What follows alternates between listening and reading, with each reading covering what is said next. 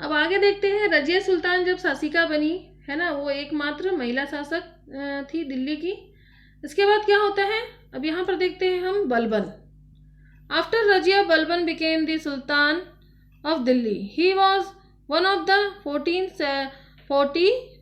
salves Iltutmish had promoted to high ranks. By now, the Turk emirs had become very powerful and showed no respect for the Sultan. यहाँ पर क्या होता है कि जो रजिया सुल्तान है, उसके बाद यहाँ पर जो सरदारों ने उनकी जो हत्या कर दी थी, उन्हीं में से एक क्या था, वो शासक बन जाता है, जिसका नाम क्या था, बलबन। रजिया के बाद दिल्ली का महत्वपूर्ण एवं शक्तिशाली सुल्तान कौन बना, गयासुद्दीन बलबन, जिसका पूरा नाम क्या था, Ghiyasuddin Balban.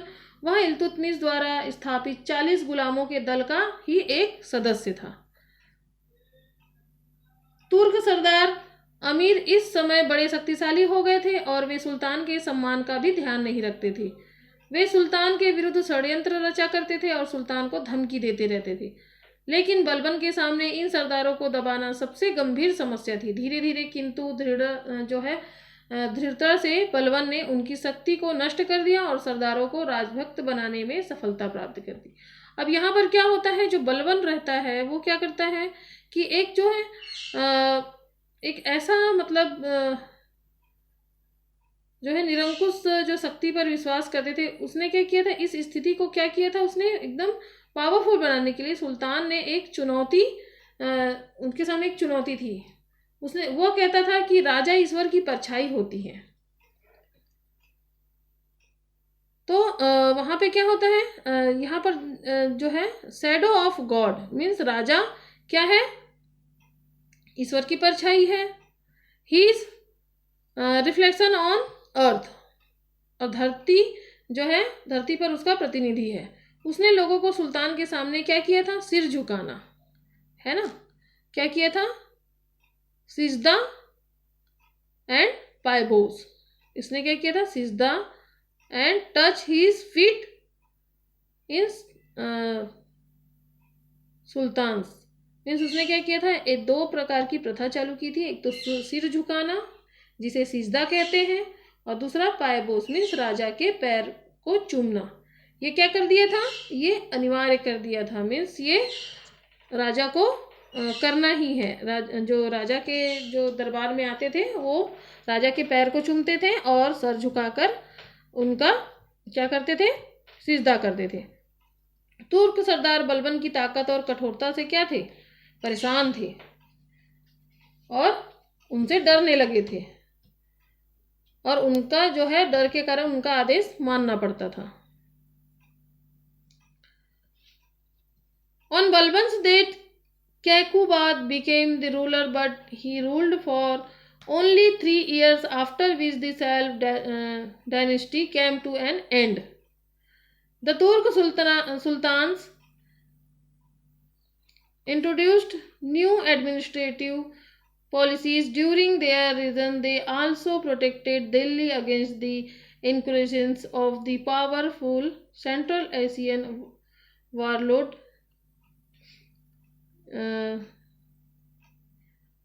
Chengiz Khan and other Mongols leaders. It was during this period that the Mongols invaded the whole of Central and Western Asia, but they could not defeat the Delhi Sultanate. The Turk sultans saw the immigrations of many peoples for countries like Iran, Turkey, and who settled down in the India. Many details about the rules of these sultans can be found in the books written during this period.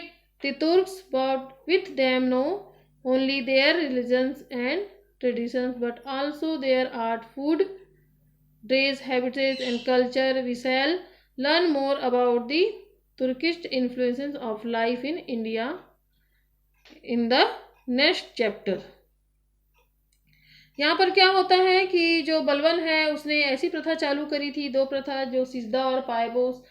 इनसे क्या करते थे, जो आम लोग हैं वो और जो वहाँ के जो लोग थे वो डरने लगे थे। बलबन की मृत्यु के बाद क्या हुआ, वहाँ का जो उसके बाद कौन शासक बना, कैकुबाद। जो कैकुबाद था वो बलबन के जो है डेथ के बाद क्या हुआ, वहाँ का शासक बना। 3 वर्षों के बाद ही उसके वंश का क्या हो गया, अंत था। पर वहाँ के जो थे, जो कैकुबाद के बाद में क्या थे, कोई भी ऐसा शासक नहीं बना कि दिल्ली की गद्दी को संभाल सके। इसलिए क्या हो गया, 3 साल के बाद ही गुलाम वंश का अंत हो जाता है। इसके बाद गुलाम वंश में जो है क्या है, ऐसे सभी जो लोग थे वो अयोग्य और जो ना दिल्ली की गद्दी को संभालने के लिए नाकाम थे। दिल्ली के प्रारंभिक तुर्क सुल्तानों ने एक नई शासन व्यवस्था की स्थापना की।